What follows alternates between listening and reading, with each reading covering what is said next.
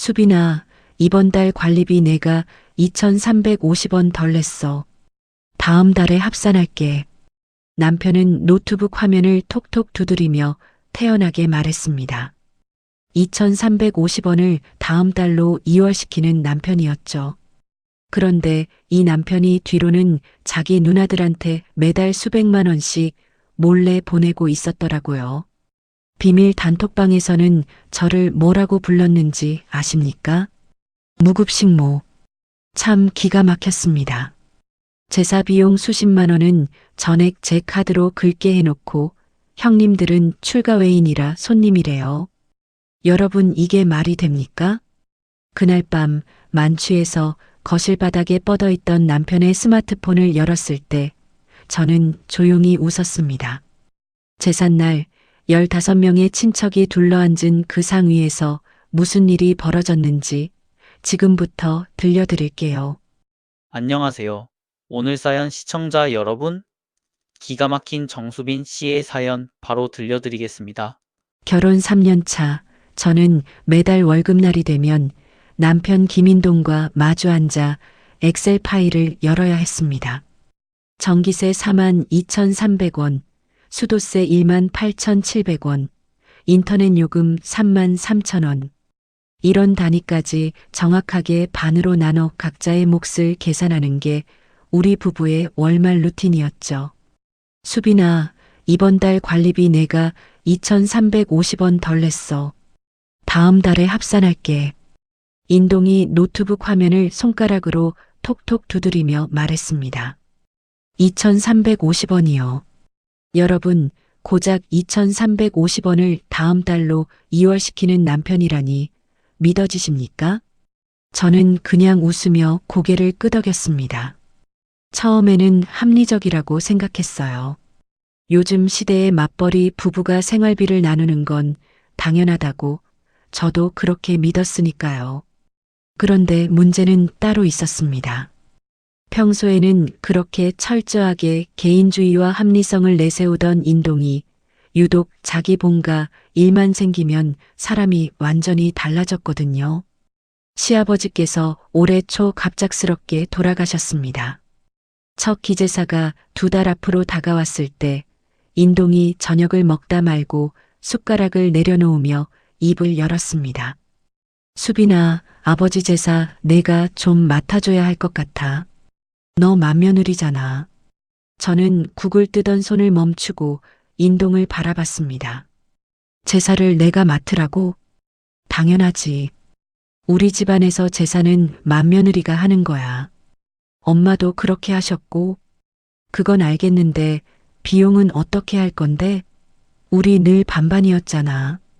인동이 젓가락으로 반찬을 집으며 아무렇지 않게 대답했습니다. 제사는 다른 거지.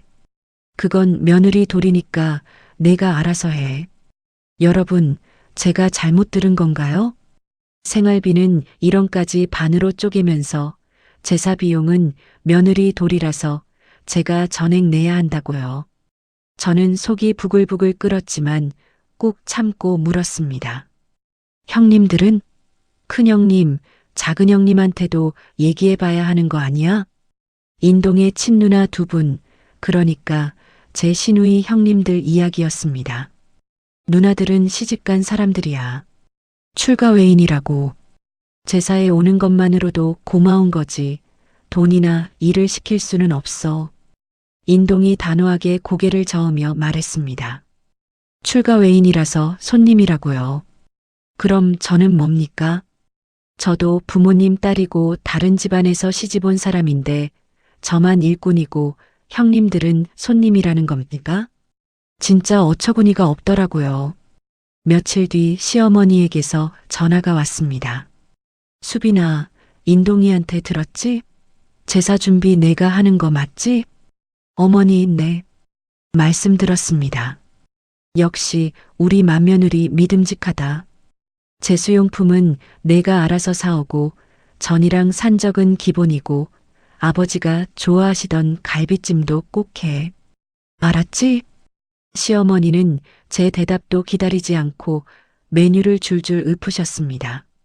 저는 전화를 끊고 한참을 멍하니 앉아 있었습니다.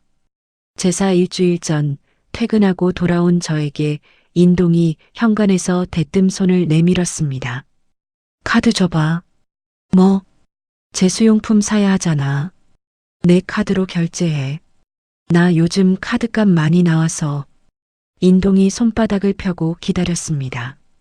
저는 인동의 눈을 가만히 들여다봤습니다. 평소 자기 지갑에서 500원짜리 동전 하나 나가는 것도 아까워하던 그 눈이 남의 카드를 가져갈 때는 이렇게 뻔뻔할 수가 없었습니다. 저는 지갑에서 카드를 꺼내 인동의 손바닥 위에 올려놓았습니다. 다음 날 퇴근 후 저는 혼자 대형마트를 돌았습니다. 소고기, 돼지고기, 생선, 두부, 각종 나물, 과일, 약과 한과. 카트 2개가 가득 찼습니다. 계산대에서 찍힌 금액은 47만 원이었습니다. 제 카드로요. 양손에 무거운 장바구니를 들고 현관문을 열었을 때 인동은 소파에 드러누워 텔레비전 리모컨을 돌리고 있었습니다. 왜 이렇게 늦게 와? 뭘 그렇게 오래 골라? 인동이 고개도 돌리지 않고 말했습니다. 저는 대꾸하지 않고 장바구니를 부엌 바닥에 내려놓았습니다.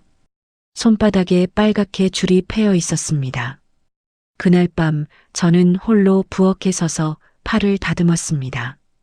칼로 팥뿌리를 싹둑싹둑 잘라내면서 머릿속에는 계속 같은 생각이 맴돌았습니다. 생활비는 반반, 제사비는 전액 내목. 형님들은 손님, 나는 일꾼. 사람이 어떻게 이럴 수 있나요? 파 껍질을 벗기다가 문득 한 가지가 떠올랐습니다. 인동은 제게 생활비 반반을 요구하면서 매달 엑셀 파일을 공유했지만 정작 자기 월급 통장 내역만큼은 한 번도 보여준 적이 없었습니다. 제 통장은 훤히 들여다보면서 자기 통장은 철저하게 숨겨온 거죠. 왜 그랬을까요? 뭘 감추고 있는 걸까요? 저는 팔을 다듬는 손을 멈추고 거실 쪽을 바라봤습니다. 소파 위에서 코를 골며 잠든 인동의 옆에 스마트폰이 놓여 있었습니다. 저는 다시 시선을 파 위로 떨어뜨리고 천천히 칼질을 이어갔습니다. 제사가 며칠 남지 않은 금요일 밤, 인동이 회사 회식에서 만취한 채 집에 들어왔습니다. 현관에서 구두도 벗지 못하고 비틀거리더니 거실 바닥에 그대로 털썩 쓰러져 코를 골기 시작했습니다. 인동의 주머니에서 반쯤 빠져나온 스마트폰의 화면이 희미하게 빛나고 있었습니다. 새벽 2시 저는 잠을 이루지 못하고 침대에서 일어났습니다. 거실로 나가보니 인동은 여전히 바닥에 뻗어 코를 드르렁거리고 있었습니다. 술 냄새가 거실 전체에 진동했죠.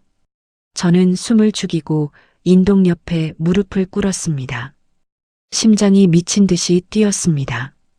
인동의 오른손을 조심스럽게 들어 올려 엄지손가락을 스마트폰 지문 인식기에 가져다 댔습니다. 딸깍. 잠금이 풀렸습니다.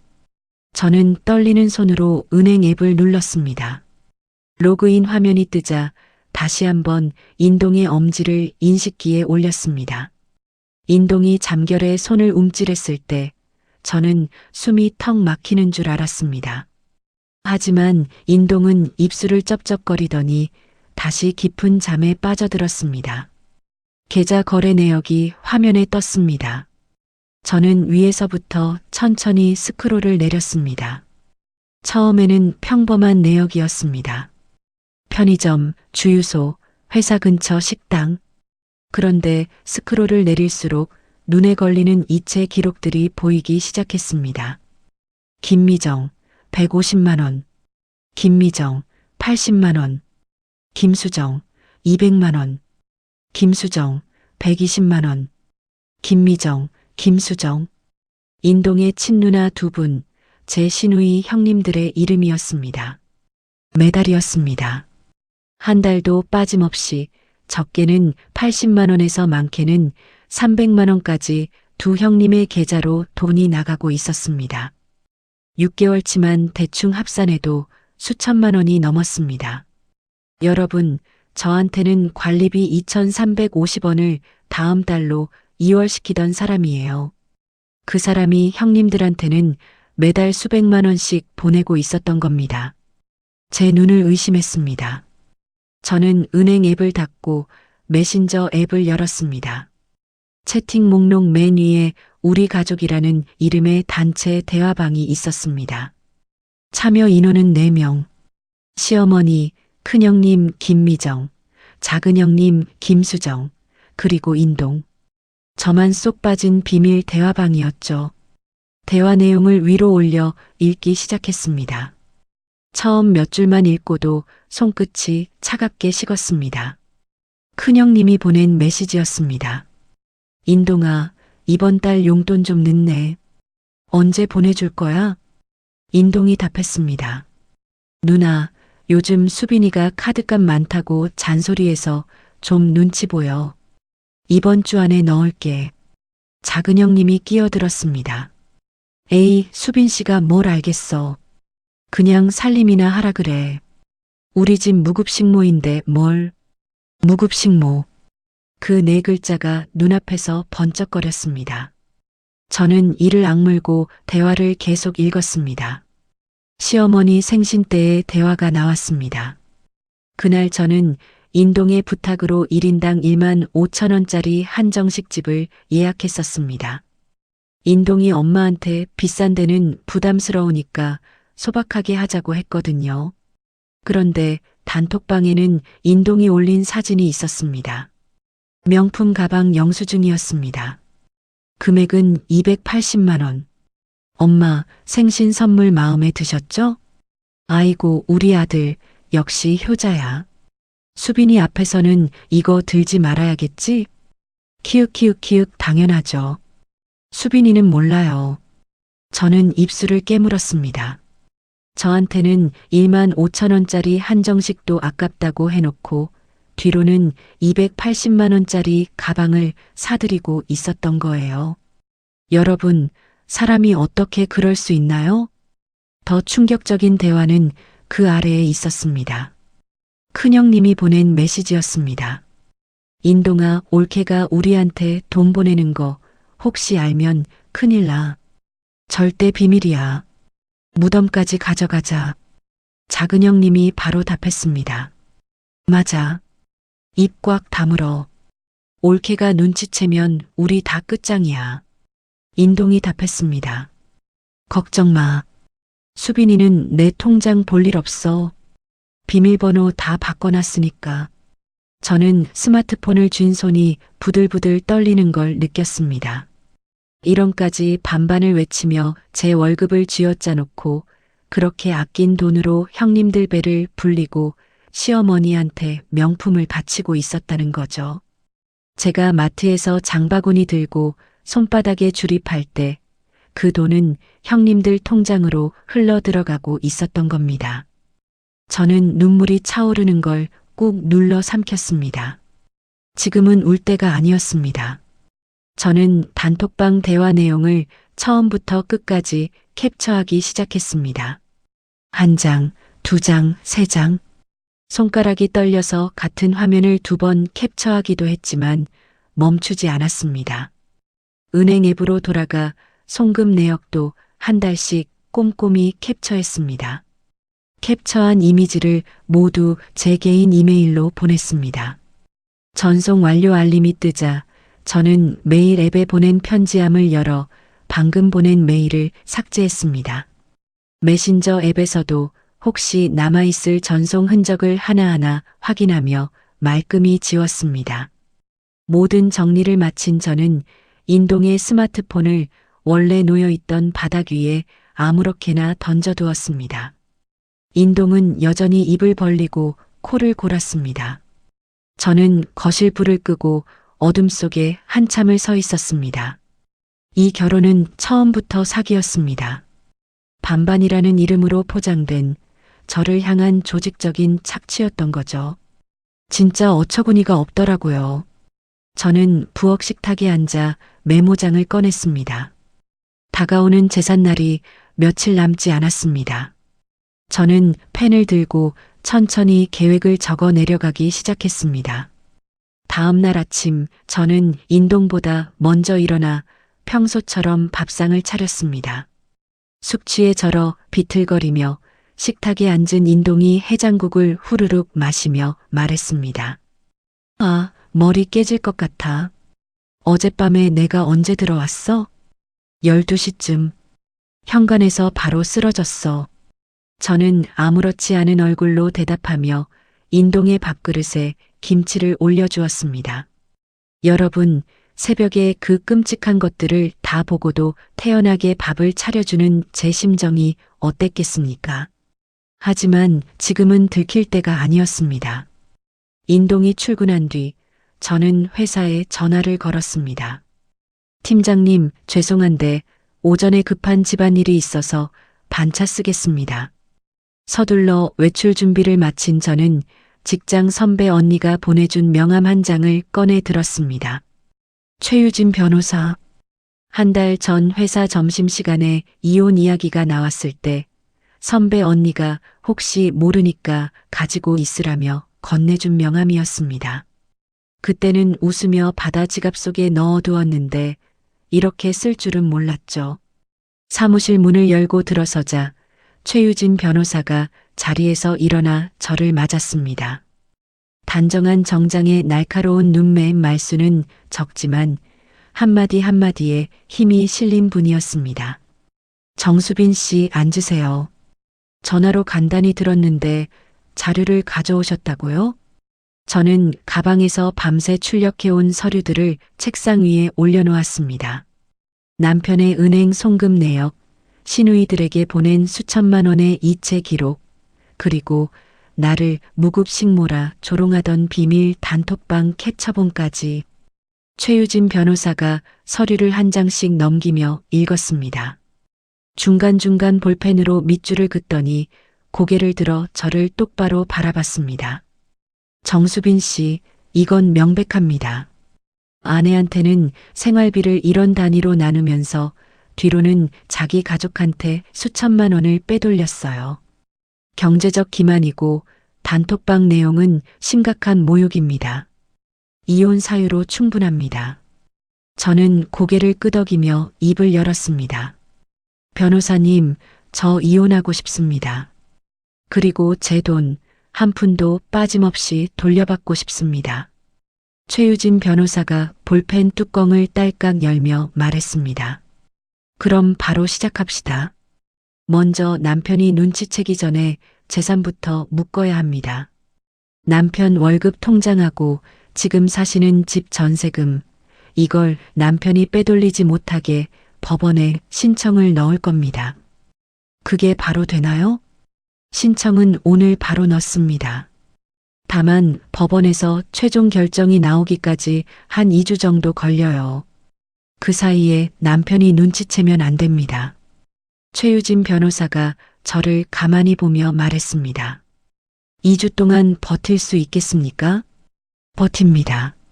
저는 망설이지 않고 대답했습니다.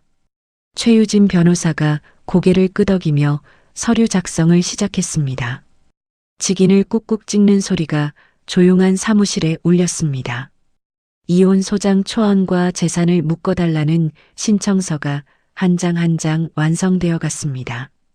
사무실을 나서며 저는 최유진 변호사에게 고개를 숙였습니다. 변호사님, 감사합니다. 정수빈 씨, 앞으로 2주가 제일 중요합니다. 절대 티내지 마세요. 저는 단단히 마음을 먹고 사무실 문을 나섰습니다. 그날 저녁 저는 시어머니에게 전화를 걸었습니다. 목소리를 최대한 밝게 만들어서요. 어머니, 저 수빈이에요. 이번 제사 제가 확실하게 준비할게요. 어머니, 이왕 하는 거 크게 하면 어떨까요? 큰집 친척분들도 다 모시는 게 좋지 않겠습니까? 시어머니가 전화기 너머로 신이 난 목소리를 냈습니다.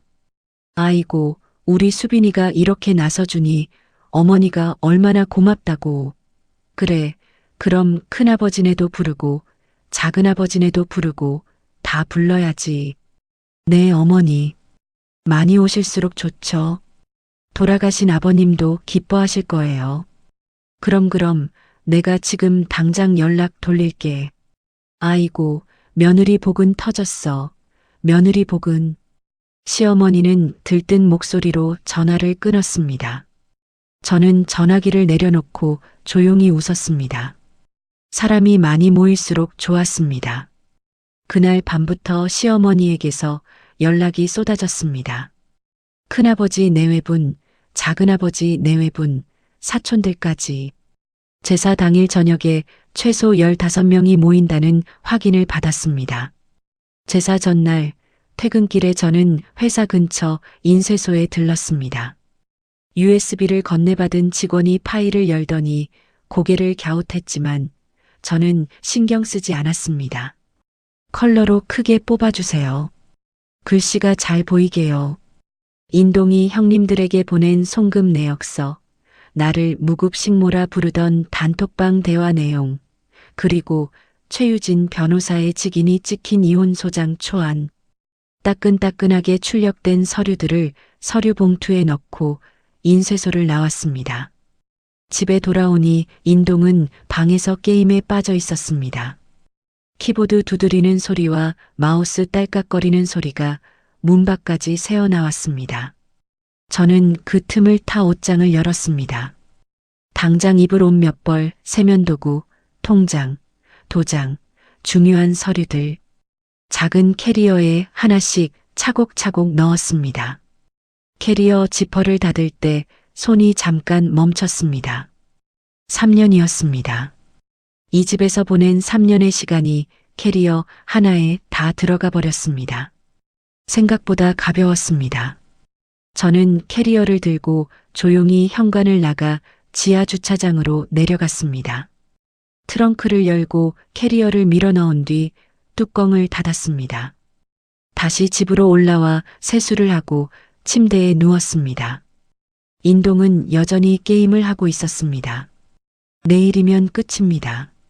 저는 천장을 바라보며 조용히 눈을 감았습니다. 제사 당일 아침 저는 평소보다 일찍 눈을 떴습니다. 옷장을 열고 가장 낡은 면 티셔츠와 헐렁한 바지를 꺼내 입었습니다. 거실로 나오니 인동이 부엌에서 물을 마시고 있었습니다. 너 오늘 그거 입고 출근해? 인동이 제 차림을 위아래로 훑으며 말했습니다. 제사 음식 하느라 기름 튀고 냄새 배잖아.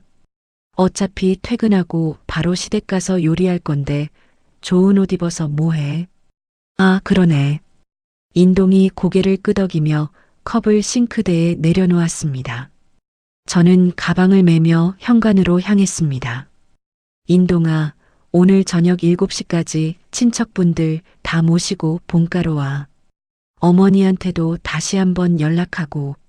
알겠어. 음식은 다 될 거지? 걱정 마. 저는 짧게 대답하고 현관문을 닫았습니다. 그 문을 닫는 순간 등 뒤로 인동의 코를 훌쩍이는 소리가 희미하게 들렸습니다. 여러분, 그게 그 집에서 들은 마지막 소리였습니다. 회사에 도착한 저는 오전 업무를 평소처럼 처리했습니다. 점심시간이 지나고 오후 반차를 냈습니다. 팀장님이 제사 준비하느라 바쁘겠다며 일찍 가보라고 했습니다. 저는 감사합니다. 인사를 하고 사무실을 나왔습니다. 주차장에서 차 트렁크를 열었습니다. 어젯밤 넣어둔 캐리어 옆에 인쇄소에서 뽑은 서류 봉투와 인터넷으로 미리 주문해 회사 창고에 보관해 두었던 종이, 간이, 제사상 세트가 나란히 놓여 있었습니다. 저는 그것들을 뒷좌석에 옮겨 싣고 시동을 걸었습니다. 시댁으로 가는 길, 내비게이션은 40분을 안내했습니다. 핸들을 잡은 손에 힘이 들어갔다가 풀리기를 반복했습니다. 라디오에서 흘러나오는 노래가 귀에 들어오지 않았습니다. 신호등에 멈출 때마다 백미러 속 제 얼굴을 봤습니다. 떨리지 않았습니다. 시댁 앞 주차장에 차를 세우고 주위를 둘러봤습니다. 시어머니 차도 없고 형님들 차도 없었습니다. 아무도 오지 않은 텅 빈 시댁이었습니다. 저는 뒷좌석에서 짐을 꺼내 들고 현관으로 걸어갔습니다. 도어락 비밀번호를 누르자 딸깍 소리와 함께 문이 열렸습니다. 조용한 거실에 오후 햇살이 비스듬하게 들어오고 있었습니다. 저는 신발을 벗고 안으로 들어가 거실 한가운데에 종이간이 제사상을 펼쳤습니다. 서류 봉투를 열었습니다. 한 장 한 장 꺼내 상 위에 올려놓기 시작했습니다. 고기 산적이 놓여야 할 오른쪽 자리에는 인동이 두 형님에게 보낸 은행 송금 내역서를 가지런히 펼쳤습니다. 3개월치, 6개월치, 1년치. 금액에 빨간 형광펜으로 밑줄을 그어둔 내역서들이 상 위를 빼곡하게 채웠습니다. 전이 올라가야 할 왼쪽에는 비밀 단톡방 캡처본을 세워두었습니다. 무급식모라는 글자가 선명하게 보이도록 가장 큰 판형으로 출력한 것이었습니다. 올케가 알면 끝장이니까 무덤까지 비밀로 하자는 대화, 시어머니 앞에서는 소박한 척하면서 뒤로 280만 원짜리 명품 가방을 사들인 영수증 사진까지 나란히 올렸습니다. 향로가 놓일 정중앙에는 최유진 변호사의 직인이 선명하게 찍힌 이혼 소장 초안을 놓았습니다. 정수빈 대 김인동, 이혼 및 재산분할 청구. 그 글씨가 또렷하게 보였습니다. 마지막으로 저는 가방에서 굵은 글씨로 적어온 메모지를 꺼내 상 한가운데에 세워두었습니다. 제사 비용은 남편이 형님들께 몰래 빼돌린 수천만 원으로 알아서들 사드세요. 저는 한 발 물러서서 완성된 제사상을 바라봤습니다. 음식은 없었습니다.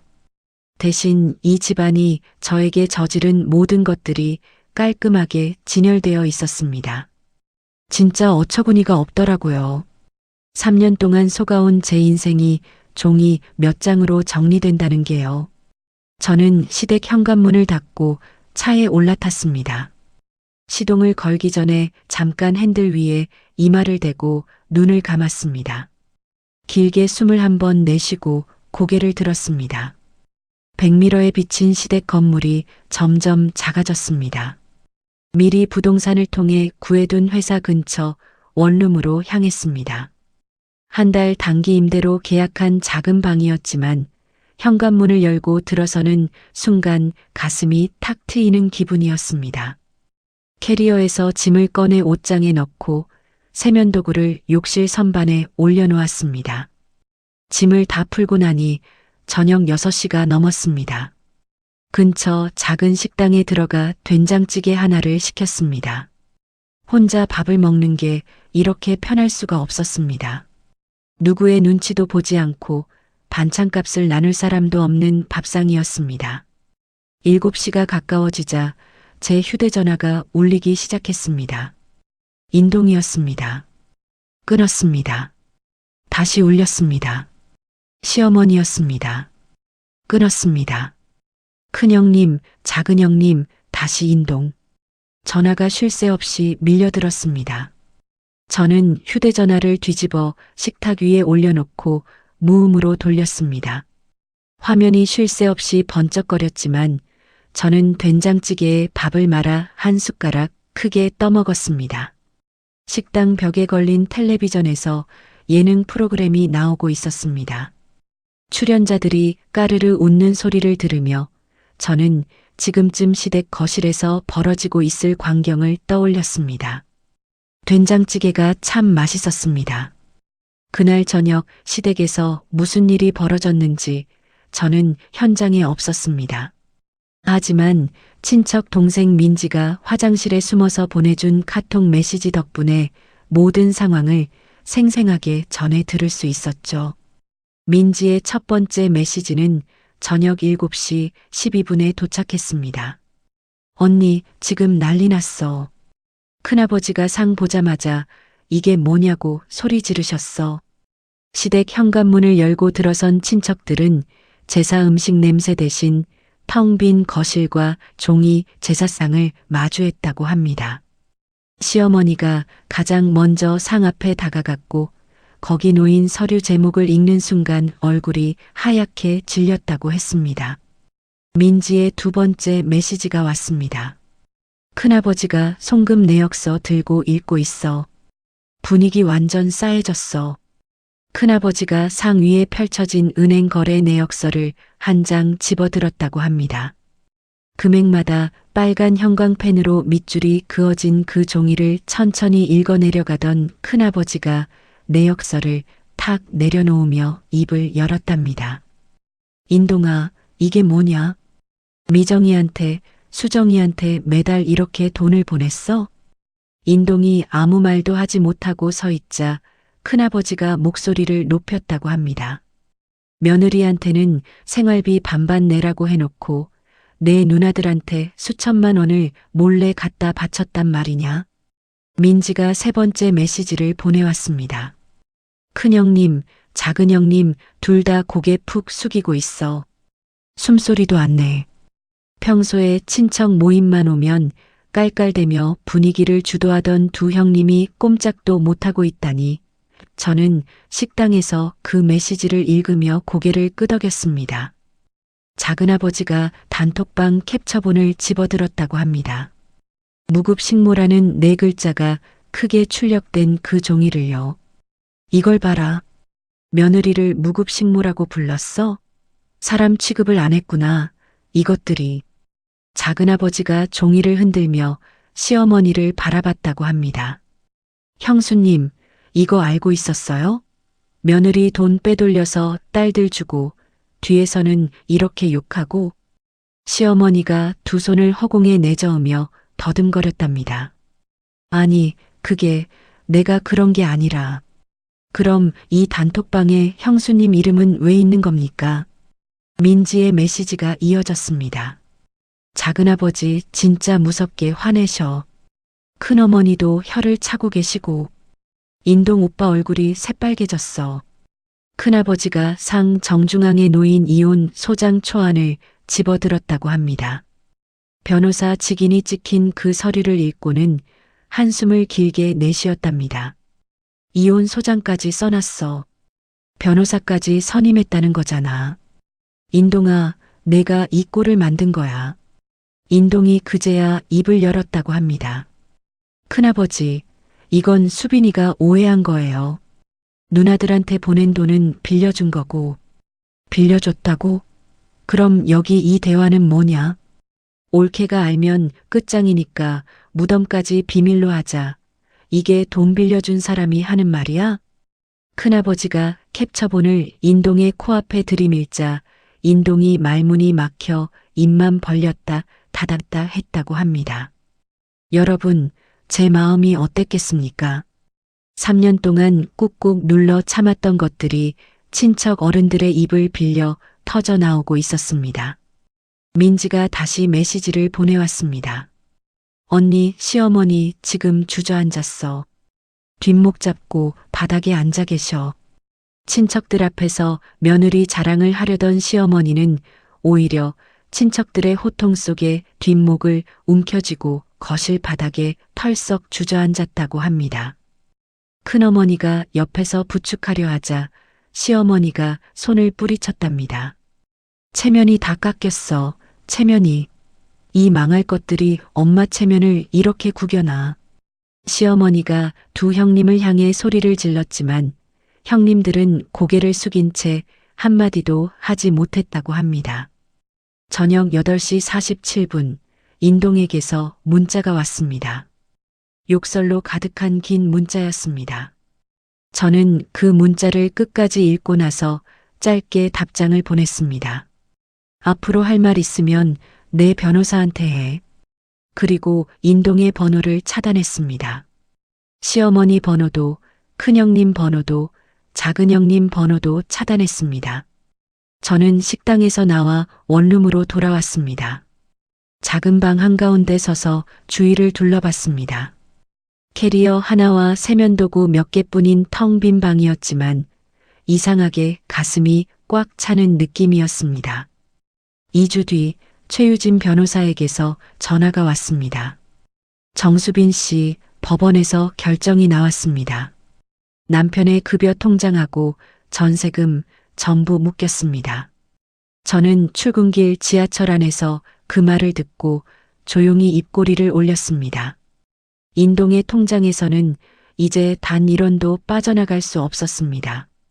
카드값도 형님들 용돈도 시어머니 명품 가방값도요. 최유진 변호사가 덧붙였습니다.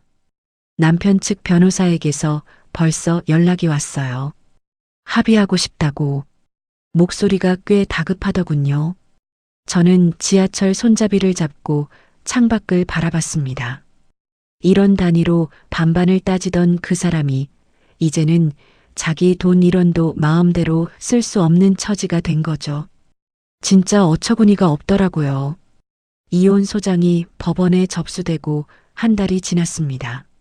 저는 원룸에서 퇴근 후 저녁을 먹고 있었는데 최유진 변호사에게서 전화가 걸려왔습니다. 정수빈 씨, 남편 측에서 움직이기 시작했습니다. 오늘 법원에 서류를 하나 냈는데 들으시면 기가 찰 겁니다. 무슨 서류요? 차용증입니다. 지금 사시던 전세금이 원래 시어머니하고 시누이 두 분한테 빌린 돈이라는 내용이에요. 저는 숟가락을 내려놓았습니다. 그게 무슨 소리예요? 그 전세금은 저하고 인동이 둘이 모아서 넣은 돈인데요. 저도 압니다. 남편 측이 노리는 건 간단해요. 부부가 나눠야 할 재산에서 빚이 있으면 그만큼 빼거든요.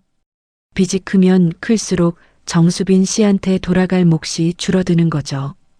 그러니까 없는 빚을 만들어낸 거네요? 맞습니다. 가짜 빚을 만들어서 재산을 안 주려는 겁니다. 저는 식탁을 손바닥으로 탁 내리쳤습니다. 여러분, 제 마음이 어땠겠습니까? 증거가 다 드러나서 꼼짝 못할 줄 알았더니 이번에는 거짓 서류를 만들어서 법원을 속이겠다는 겁니다. 그런데 일이 거기서 끝나지 않았습니다. 며칠 뒤 회사 동기가 점심을 먹다 말고 제 팔을 잡아 끌며 휴대전화 화면을 보여줬습니다. 수빈아, 이거 너 아니야? 동기의 휴대전화에는 우리 동네 맘카페 자유 게시판 글이 떠 있었습니다. 제목은 이랬습니다. 시부모님 제사를 내팽개치고 바람나서 도망간 며느리 실화. 글 내용을 읽는데 손끝이 차가워졌습니다. 제 이름을 직접 쓰지는 않았지만 아파트 단지 위치며 결혼 연차며 남편 직업까지 적어놔서 동네 사람이면 누가 봐도 저라는 걸 알 수 있게 써놓은 거였습니다. 바람이 나서 도망갔다고요. 제가요. 이거 누가 쓴 거야? 동기가 걱정스러운 얼굴로 물었습니다. 뻔하지. 저는 휴대전화를 동기에게 돌려주며 자리에서 일어났습니다. 형님들이었습니다. 제삿날 친척들 앞에서 망신당한 게 분했던 거겠죠. 그날 저녁 차단해뒀던 인동의 번호에서 문자가 하나 와 있었습니다. 번호를 바꿔서 보낸 거였습니다. 내가 먼저 온 집안에 망신을 줬잖아. 나도 가만히 당하고만 있을 줄 알아? 각오해. 저는 그 문자를 읽고 휴대전화를 이불 위에 던졌습니다. 천장을 바라보며 길게 숨을 내쉬었습니다. 가짜 빚에 인터넷 허위 글에 협박 문자까지.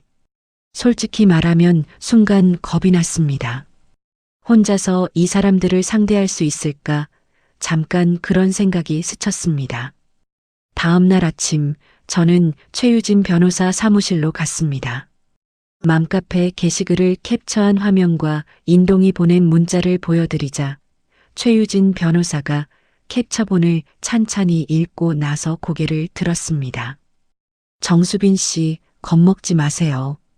이 사람들이 이렇게 나오는 건 오히려 우리한테 좋은 겁니다. 좋다고요? 가짜 차용증을 법원에 냈다는 건 이 사람들이 법원을 속이려 한 거예요. 그걸 우리가 증명하면 재판은 끝납니다. 판사가 제일 싫어하는 게 거짓 증거거든요. 최유진 변호사가 자리에서 일어나 책상 서랍에서 파일 하나를 꺼냈습니다. 처음에 가져오신 남편 은행 송금 내역, 그거 다 보관하고 있죠? 네, 다 있습니다. 그걸 가짜 차용증이랑 나란히 놓고 비교해 봅시다. 저는 가방에서 서류 파일을 꺼내 최유진 변호사 책상 위에 펼쳤습니다. 인동의 은행 계좌에서 형님들에게 보낸 송금 기록, 날짜별로 정리된 내역서였습니다. 최유진 변호사가 그 옆에 남편 측이 법원에 낸 차용증 사본을 나란히 놓았습니다. 저는 두 서류를 번갈아 보며 날짜를 하나씩 짚어갔습니다. 차용증에 적힌 날짜, 송금 내역의 날짜, 금액, 방향. 한 줄 한 줄 대조하던 저는 어느 지점에서 손가락을 멈추고 최유진 변호사를 바라봤습니다. 변호사님, 이거 보세요. 최유진 변호사가 제 손가락이 가리키는 곳으로 고개를 숙였습니다. 차용증 날짜가 3년 전이죠. 이때 인동이 시누이들한테 돈을 빌렸다는 건데 은행 내역을 보면 이 시기에 인동이 오히려 형님들한테 매달 수백만 원씩 보내고 있어요.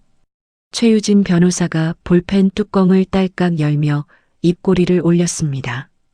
돈을 빌렸다는 사람이 빌려줬다는 사람한테 매달 용돈을 보내고 있었다? 이건 완벽한 모순이네요. 저는 고개를 끄덕였습니다. 사람이 어떻게 이렇게 멍청할 수 있나요? 거짓말을 치려면 최소한 앞뒤가 맞아야 할 거 아닙니까? 최유진 변호사가 서류에 빨간 펜으로 동그라미를 치며 말했습니다. 이걸로 충분합니다. 내일 바로 법원에 제출하겠습니다. 저는 변호사 사무실을 나서며 어깨를 펴고 걸었습니다. 며칠 전 천장을 보며 느꼈던 두려움이 깨끗이 걷혀 있었습니다. 최유진 변호사가 은행 송금 내역을 법원에 제출한 다음 주 재판이 열렸습니다. 저는 변호사 옆에 앉아 정면을 바라봤습니다. 맞은편에 인동이 앉아 있었습니다. 3년을 함께 산 사람인데 법정에서 보니 남남보다 더 먼 사이 같았습니다. 최유진 변호사가 일어서서 판사에게 서류를 건넸습니다. 재판장님, 남편 측이 제출한 차용증의 작성 날짜는 3년 전입니다. 그런데 같은 시기 남편의 은행 거래 내역을 보시면 남편은 돈을 빌리기는커녕 오히려 두 시누이에게 매달 수백만 원씩 송금하고 있었습니다. 판사가 두 서류를 나란히 놓고 번갈아 읽었습니다. 법정안이 조용해졌습니다. 돈을 빌린 사람이 돈을 빌려준 사람에게 매달 용돈을 보낸다는 건 상식적으로 앞뒤가 맞지 않습니다. 이 차용증은 재산을 나누지 않으려고 급하게 만들어낸 거짓 서류입니다. 판사가 안경을 고쳐 쓰고 인동 측 변호사를 바라봤습니다. 피고 측, 이 송금 내역에 대해 소명할 수 있습니까? 인동 측 변호사가 자리에서 일어섰지만 입을 열었다 닫기를 3번이나 반복했습니다. 재판장님, 그 송금은 별도의 생활비 지원 성격으로. 잠깐요. 판사가 손을 들어 말을 끊었습니다. 차용증에는 차입금 변제 방법이 매월 분할 상환이라고 적혀 있습니다. 그런데 실제 돈의 흐름은 정반대입니다. 빌린 사람이 빌려준 사람에게 돈을 보내고 있어요. 이건 어떻게 설명하시겠습니까? 인동 측 변호사가 고개를 숙였습니다. 더 이상 할 말이 없다는 뜻이었죠. 판사가 목소리를 낮추며 말했습니다. 피고 측에 경고합니다. 법원에 허위 증거를 제출하는 것은 매우 중대한 문제입니다. 이 차용증은 증거로 채택하지 않겠습니다. 저는 옆에서 인동의 얼굴을 봤습니다. 귀까지 빨갛게 달아올라 입술을 질끈 깨물고 있었습니다. 여러분, 저한테는 1원도 양보하지 않던 그 뻔뻔한 사람이 판사 앞에서는 저렇게 쪼그라들더라고요. 법정을 나서며 최유진 변호사가 조용히 말했습니다. 가짜 증거 들고 온 것 때문에 재판 흐름이 완전히 우리 쪽으로 기울었습니다. 잘 되고 있어요. 저는 고개를 끄덕이고 법원 건물을 나왔습니다. 할 일이 하나 더 남아 있었거든요. 그 주에 저는 경찰서 사이버 수사팀을 찾아갔습니다. 맘카페에 올라온 허위 게시글 캡처본과 인동이 세 번호로 보낸 협박 문자를 제출하며 고소장을 냈습니다. 게시글 작성자를 특정해 주십시오. 허위 사실로 저를 비방한 글입니다. 담당 수사관이 캡처본을 훑어보며 고개를 끄덕였습니다. 익명 게시글이라도 가입 정보하고 접속 기록을 확인하면 작성자를 찾을 수 있습니다. 시간이 좀 걸리겠지만 수사 진행하겠습니다. 3주가 지났습니다. 어느 날 퇴근길에 수사관에게서 전화가 왔습니다. 정수빈 씨, 게시글 작성자 신원 확인됐습니다. 2명이 번갈아 가며 작성한 건데 김미정 씨와 김수정 씨입니다. 역시나 두 형님이었습니다. 저는 놀랍지도 않았습니다. 두 분 모두 피의자 출석 요구서를 발송했습니다. 그날 밤 작은 형님 김수정에게서 모르는 번호로 문자가 왔습니다. 번호를 바꿔가며 보낸 긴 문자였습니다. 수빈아, 나 작은 형님이야. 제발 고소 좀 취소해줘. 우리가 잘못했어. 경찰서에서 연락이 왔는데 전과가 생길 수도 있다더라. 제발 부탁이야. 잘못했어. 정말 잘못했어.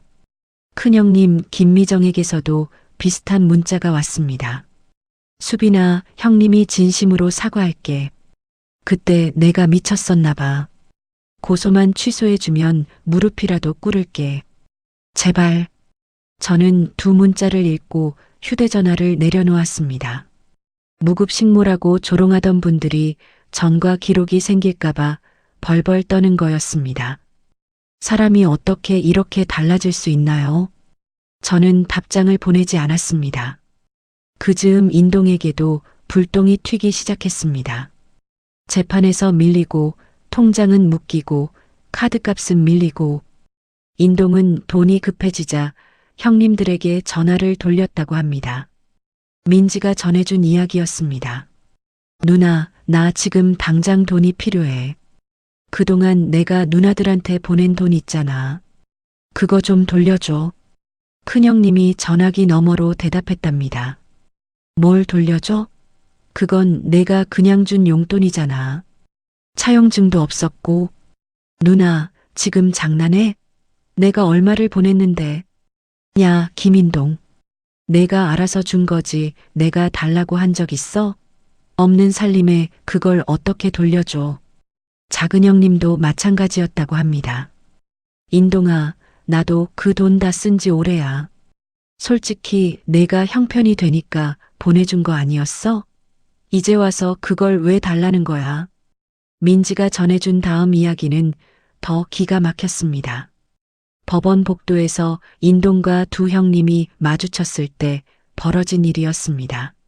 누나들이 내 돈 수천만 원을 처먹고도 한 푼도 안 돌려주겠다고? 내가 왜 이 꼴이 된 건데? 인동이 법원 복도에서 소리를 질렀답니다. 야, 너 지금 나한테 소리 지르는 거야? 내가 잘났으면 처음부터 마누라한테 들키지를 말았어야지.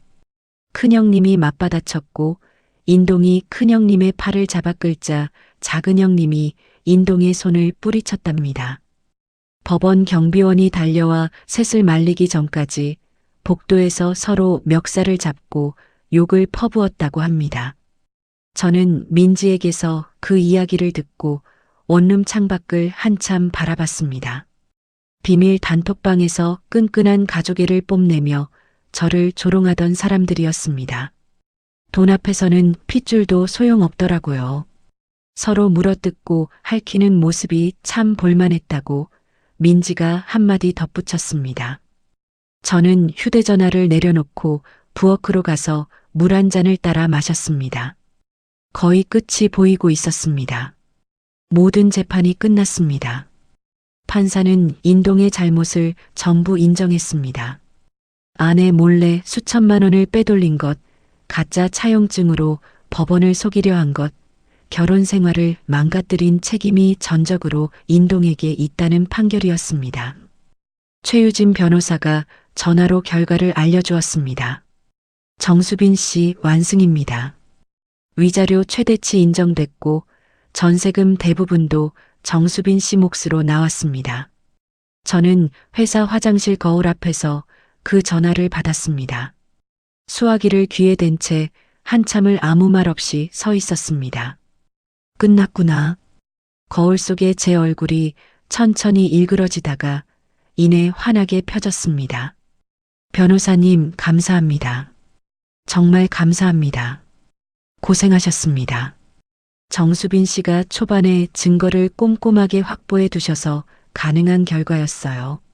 전화를 끊고 세면대에 두 손을 짚었습니다. 3년이었습니다.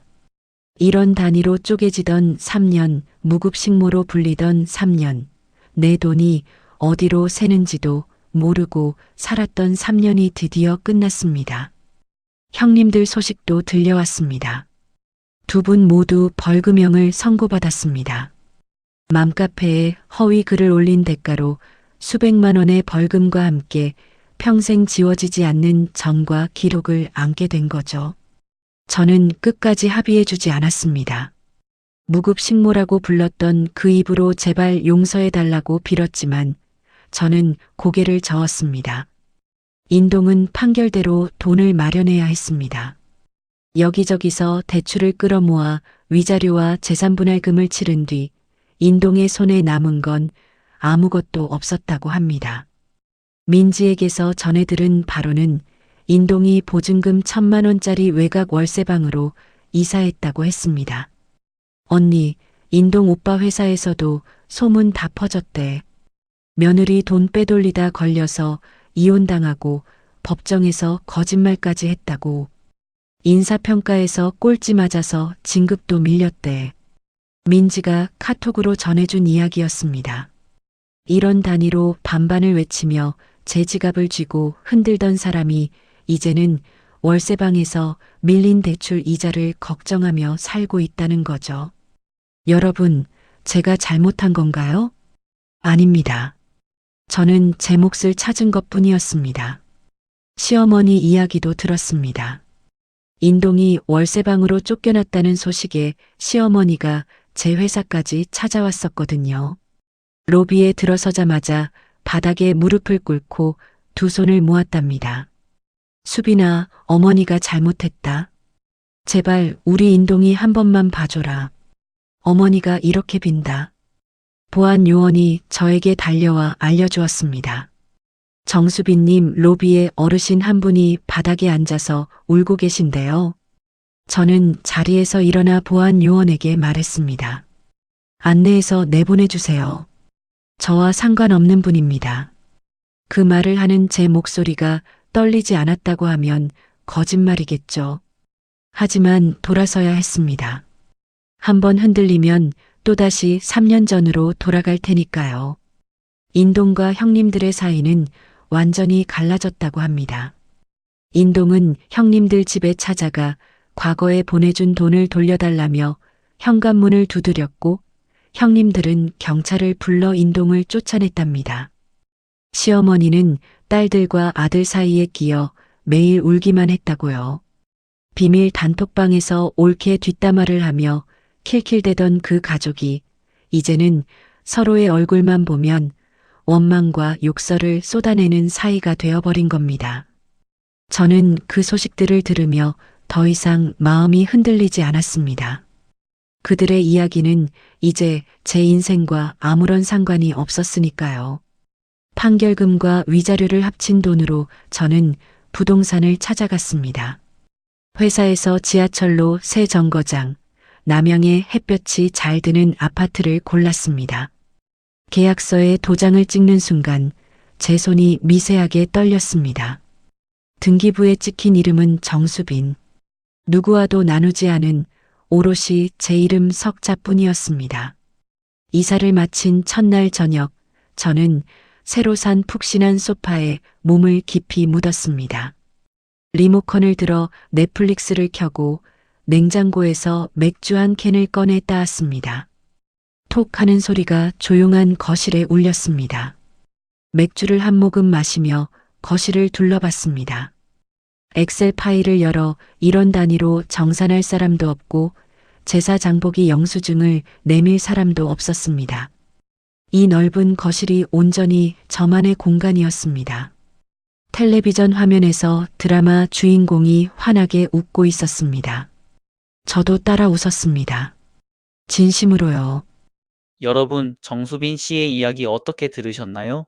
생활비 반반이라는 말 듣기에는 참 합리적이고 공평하죠. 그런데 그 합리성이란 게 자기한테만 유리할 때 꺼내 드는 방패였던 겁니다. 아내한테는 2,350원까지 따지면서 자기 누나들한테는 수백만 원씩 몰래 보내고 제사 비용은 며느리 돌이라며 전액 떠넘기고 뒤에서는 무급 식모라고 조롱하고 있었으니까요. 반반이라는 건 돈만 나누는 게 아니라 책임도, 존중도, 희생도 똑같이 나눠야 진짜 반반 아니겠습니까? 한쪽만 일방적으로 퍼주는 관계는 부부가 아니라 착취더라고요. 결국 인동 씨는 아내를 잃었고 재산을 잃었고 형님들마저 등을 돌렸습니다. 비밀 단톡방에서 킬킬대며 끈끈한 가족 애를 뽐내던 그 사람들이 돈줄이 끊기자 서로 멱살을 잡고 경찰을 부르는 사이가 됐죠. 처음부터 돈으로 맺어진 정은 돈이 없어지면 그렇게 허무하게 무너지는 겁니다. 정수빈 씨는 지금 자기 이름으로 산 아파트에서 누구의 눈치도 보지 않고 편안하게 살고 있습니다.